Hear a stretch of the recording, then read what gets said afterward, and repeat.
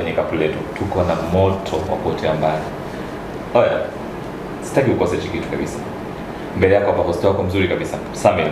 Mbele leo niko na vijana wawili ama binti wawili ambao kiukweli kabisa ni watu ambao wananichanganya, sielewi, umeona, nachanganyikiwa mwenye hata nikiwaona kwa sababu ni watu ambao karakta zao zinazidi kuniumiza kichwa siku hadi siku. Karakta ya huyu sielewi inaendaje, inarudije.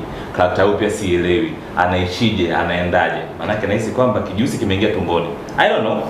Let's go and see. Niko na mbele na watu wangu wapendwa. Karibuni sana jamani. Asante. Wazima kabisa.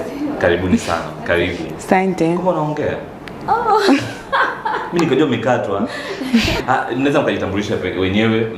Mnaitwa nani na nani? Mimi naitwa Patricia Edward ama Vene wa Kombolela.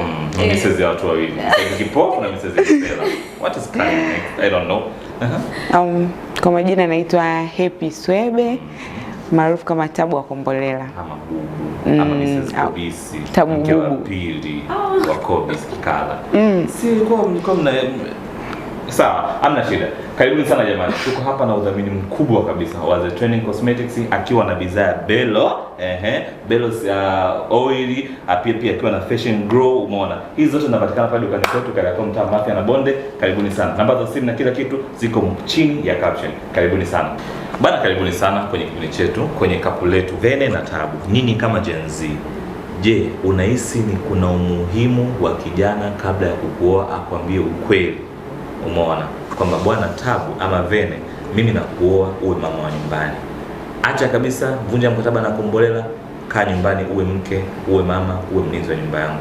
Unahisi ni kuna sababu, kuna umuhimu wa kuambiana ukweli, zumuni la hiyo ndoa yenu ambayo mnaenda kuianzisha? Ndio. Ni umuhimu. Kwa nini?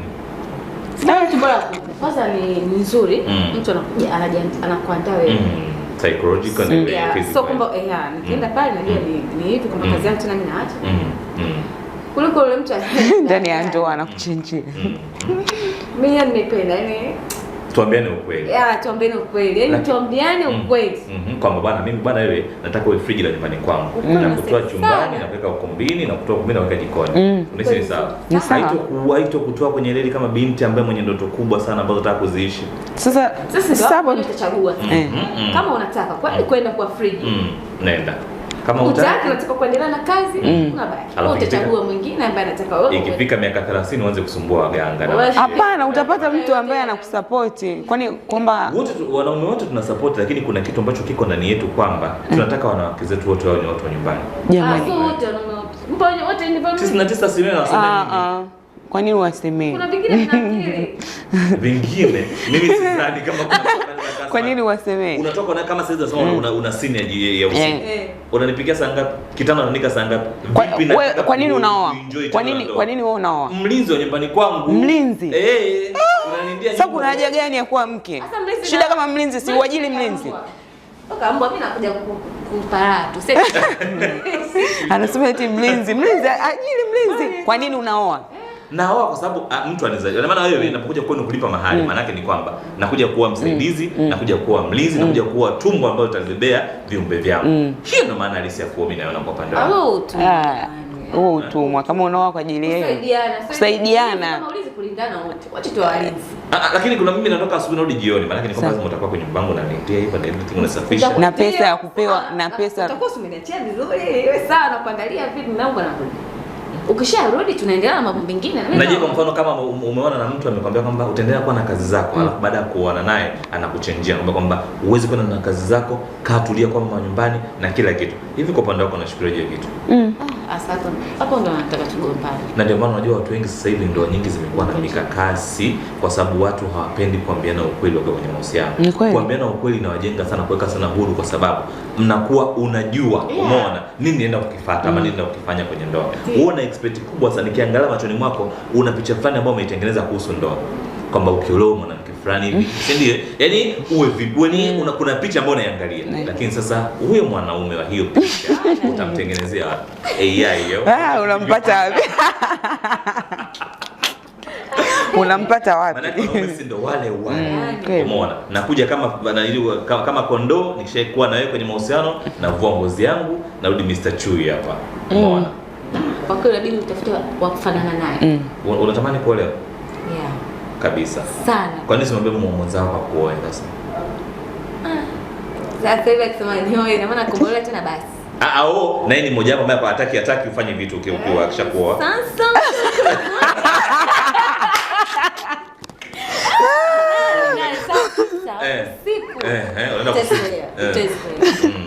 sababu hata mimi kwa siku moja juu nilipomaliza kushuti nikaondoka saa 9 usiku.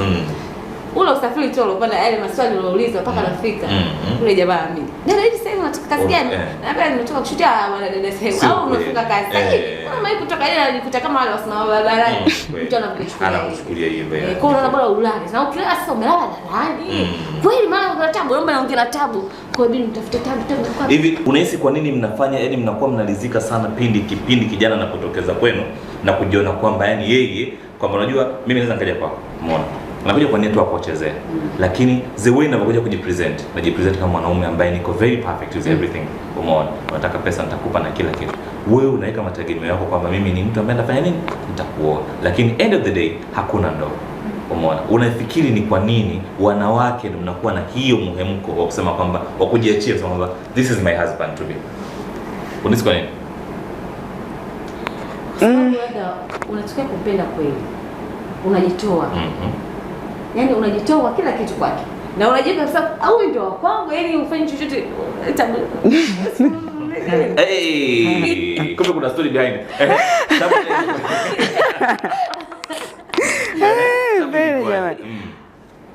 Mimi niseme sijui ndo wanasema mwanamke ana huruma sana, sijui mwanamke ni dhaifu, lakini upendo hiyo kila mmoja anapenda, hata wanaume pia wanapenda. Lakini sisi wanawake ni dhaifu, ni viumbe dhaifu. Mwanaume anaweza kawa anakupa kila kitu na asikupende. Wanaume wana pretend. Sasa hapo kujua kabisa kwamba huyu mwanaume ananipa kila kitu lakini hanipendi inakuwaga ni ngumu. Sisi wanawake tunaamini kwamba mwanaume ambaye anakupenda ni yule ambaye anakupa kila kitu. Kumbe kuna wanaume wapo anaweza kukufanyia kila kitu na asikupende. Sasa kutofautisha hapo. Una mtoto? Ndio ninaye. Una mtoto? Yes. Sasa wa kike au kiume? Wa kiume. Unaweza kuruhusu wewe kama binti mdogo unaweza ukajiruhusu kuwa na urafiki ama kuwa na ukaribu na wale watu ambao wamesaliti jinsia zao? Swali gumu. Tabu. Lakini hapana. Hapana. Uwezi. Yes. Tabu. Mimi naweza. Unaweza. Uone kama vile unaweza kumweka wewe karibu mtu ambaye amesaliti jinsia yake na kumweka karibu na mtoto wako. Kwa mtoto wako anapokuwa anakuwa na hisi kwamba ile swala la ushoga ama swala la usagaji ni kitu ambacho ni cha kawaida sana kwenye jamii. Uone kama itamwathiri sana mtoto wako? Sijui swali ni ulikuwa nimelielewa vibaya. Haki ya Mungu tena. Hapo kweli swali nilikuwa nimelielewa vibaya. Yaani nilikuwa nimefikiria vibaya tofauti. Yaani ni kumweka mtu karibu au kumkaribisha kwenye maisha yako. Hasa je, unahisi ni sahihi kama kwa mama kuweza kujiweka karibu na watu ambao wamesaliti, wanaume ambao wamesaliti jinsia zao? Unahisi ni sawa kwa upande wako Tabu? Hapana, sio sawa. Kwa nini sio sawa? Kwa sababu mtoto bwana anaona. Na ni mwepesi pia wa kuiga na kujifunza vitu. Kwa akiishi kwenye hayo mazingira ambayo yanazunguka hiyo au jamii ambao wamesaliti niseme nini. Mtoto umleavyo ndivyo akuavyo. Yaani kuna vitu tu atanoti. Ni kweli. So uongo. Mimi nisema hapana. Hapana. Kwa maana ndio tunakuza sana kwa sababu gani? Maana kwamba yani hivyo. Kuna sababu. Kwa sababu nalinda kizazi changu. Siwezi kukubali awe kama yule ninayemwona. Kwa sababu nachukia. Lakini kuna mtu sasa hivi anakuwa karibu naye, anaenda nyumbani kwake, wanakula, wanafanya hivi na watoto wake wanapoa round kwenye nyumba vizuri kabisa, wanaenda wanarudi, wanafanya kila kitu. Do you think kwamba hile inawajenga inawafanya wale watu waweze kukaa kwenye nanidio nzuri ama kuna shida ambayo inatengeneza baadaye? Kuna shida, lazima shida iwe. Lazima shida itengeneze. Kwa sababu watoto wataiga tu. Yaani lazima wataiga. So ongeaje, so utembeaje, so lazima wataiga kimoja hapo. Kwa maana kwamba mama ama wadada wanatakiwa wajiweke mbali na watu ambao wamesaliti jinsia zao. Kama hiyo ndio mnamaanisha hivi. Lakini sisi inategemea. Kuna ambao wamesaliti jinsia zao sio kwa kupenda. Hatujui maisha yao. Wewe kwa sababu kwa mfano kama wewe hapo umeona unamwambia mtu njoo nyumbani kwangu, umeona jisikie uko nyumbani, anajisikia uko nyumbani kweli kweli, anaweka sijui taarabu, umeona anaweka sijui kitu gani anacheza na kila kitu. Wewe unafikiri mtoto wako atajifunza kitu gani kutoka kwa yule jamaa? Hatari kubwa sana. Yaani atajifunza mafunzo mabovu kabisa. Right, Tabu. Ni kweli hapo mtoto Wanasema mtoto mleavyo ndivyo akuavyo. Kwa hiyo lazima atajifunza hizo tabia chafu. Sasa wewe unalipi la kuambia mama wenzio ambao wanafuga hawa watu ama wanakumbatiana na hawa watu ambao unajua kwamba hili ni bomu nalikumbatia ambalo litakuja kuleta athari kubwa kwenye maisha yangu. Umeona? Una nini la kuambia mama wewe? Waache kuwakaribisha hao watu kwenye maisha yao. Wao tuna marafiki nao tu huko nje. Mimi sikatai kukutana na mtu huko msalimia, lakini unamleta hadi nyumbani kwako ambako unaishi nao wanafanya kama nalivyo aisee, unatengeneza maisha mabaya. Yaani wewe ndio unaharibu watoto wako kupitia wewe mwenyewe. Kabisa. Hiyo ni nzuri zaidi. Nyingine una mahusiano? Yes. Unayo? Una mahusiano pia? Unayo. Hivi waga mnapeana mara kwa mara? Hapana. Kwa nini? Kuna muda kazi, kuna muda kufanya usafi. Usafi eti. Sio mara zote kwa sababu mimi kama mimi najisemea mimi napenda sana kulinda mwili wangu. Mara kwa mara inachosha. Na ndio maana yake nimekuona muda mrefu sana lakini still nakuona huko vile vile. Huko tutakuja kujua nini. Lakini mara kwa mara inachosha. Unabidi kupata muda huo. Wewe unahisi kwa nini mahusiano mengi yanakuwa yanavunjika? Unahisi sababu inaweza ikawa ni hayo mahusiano ni hilo tendo la mara kwa mara? Hapana. Maadili. Iko sababu pia. Mimi iko kitu pia. Umeona? Eti Tabu. Unahisi kwamba kupeana mara kwa mara kunaweza kupoteza ladha ya watu wawili? Hapana. Unahisi hapana? Kwa ni sahihi kumpa mtu wako asubuhi, mchana? Sijui wenyewe ambao wamezoea, lakini kwangu mimi siishi kwenye huo mfumo. Yes, very siishi kwenye huo mfumo. Jamani. Ni kweli mimi siishi kwenye huo mfumo wa kupeana mara kwa mara. Lakini ambao wanapeana mara kwa mara haimaanishi kwamba eti ndio mahusiano yanaharibika, inategemeana. Sasa kwa mfano kuna ule boyfriend wako ambaye kila siku unampa, asubuhi umempa, mchana umempa, umetoka kazini, kwa sababu kuna watu wanapenda kazini. Niko home, can you come home? Yaani mtu anakuwa kama vile na mashetani, umeona? Ikienda ina maana unavompa, do you think kwamba huyo mwanaume atakuoa wewe ama atakuweka kwenye thamani yako juu ya juu? Kwa ajili ya tendo la ndoa ndio mtu akuweke thamani ya juu, sio kweli. Sababu kuna ile kitu ambalo tunasema kwamba huyu mwanaume wangu nikimpa mara zote hataweza kwenda kwa Vene. Nikimpa mara zote hataweza kwenda kwa Tabu. Hapana. Sio kweli. Sio kweli.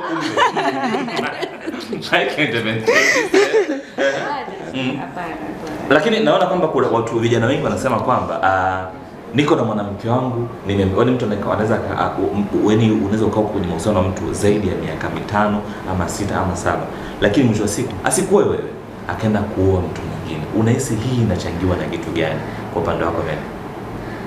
Mimi nadhani hapo kuchokana. Na kwa nini uchokwe? Hapo sasa kwa nini umesema kuchokana? Kwa nini uchokwe? Kwa sababu hamna mbinu mpya. Mbinu gani sasa? Kama umeshaanza kufanya kifo cha mende chali mmelala kama wazee ama vipi sija? Hapana, yani kuna yale maadili yetu ya watu wanapoteza, watu wanafanya sasa kitu rahisi tu, wanajichukulia tu bali tufanye hivi, tufanye hivi. Lakini mtu achukulie ile kujantaa, yani kama tuseme kama zamani hatukuepo, lakini tumesoma, tumeona. Kuna kujantaa, mwenda mzako nzuri. Sasa hivi vitu hamna, watu wanakurupuka. Watu wanakurupukiana tu. Lakini mimi naona kwa sababu wanaume wengi wanakuwa kila siku wanaingia kwenye bucha hilo, nyama anayokula hiyo kila siku, ina maana mara leo imekaangwa, ina maana nyama lakini inakuwa inabadilishwa tu style ya mapishi. Uhisi kwamba yule jamaa ataichoka hiyo nyama tena kutafuta kuku nje? Ndio nasema mbinu sasa hivi ni watu wanajipatia tu. Kwa ina maana kwamba unahisi kwamba ndio maana unataka useme kwamba ile jamaa nani sasa changamke? Sisi wanawake yani tuchangamke, kama unataka ukae hapo utulie. Inabidi uchangamke. Mwanamke kuna unaweza ukatuambia mbinu ambazo za kufanya mwanamume wako ambaye uko naye mpaka sasa hivi uko naye? Ndio. Tuambie.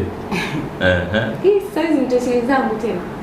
Ni tesi zangu. Maana Tabu amesemaje hapa? Amesema kwamba ukuchangamka. Uchangamfu na hii Tabu naye pia aweze, kwa sababu Tabu pia naye amekaa anakuangalia. Uchangamfu ni aina gani? Nataka nijifunze. Hata kama ni uongo unapokea, hata kwa uongo unapokea. Acting Mtoto mwanaume anapenda kubembeleza. Kama vile unapomdanganya cholo. Ni bosi wangu. Sio kweli. Mimi nishabembeleza sana na nikaachwa.